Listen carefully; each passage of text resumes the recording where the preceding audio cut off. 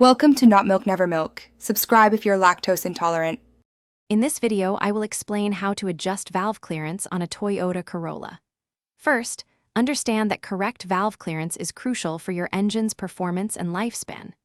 Before you start, make sure you have all the necessary tools, like a feeler gauge and a shim removal tool, and always prioritize safety.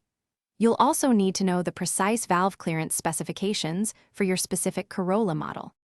Now, let's get to measuring. Begin by carefully removing the valve cover to expose the valvetrain components. Next, you'll need to rotate your engine to top dead center, or TDC, for cylinder 1, which allows for accurate measurement of certain valves. Then, using a feeler gauge, precisely measure the clearance for each valve, noting down every reading. This step is critical for determining which shims need adjustment.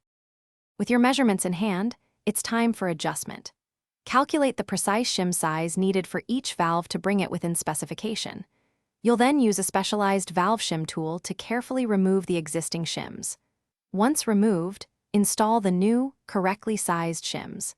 After installing, it's absolutely essential to remeasure the valve clearance to confirm that your adjustments are accurate and within the manufacturer's recommended range. Finally, it's time to wrap up. Carefully reinstall the valve cover, ensuring the gasket is properly seated to prevent leaks. Double-check that all bolts are tightened to their specified torque. Once everything is back in place, start your engine and listen for smooth, consistent operation, free of any unusual noises.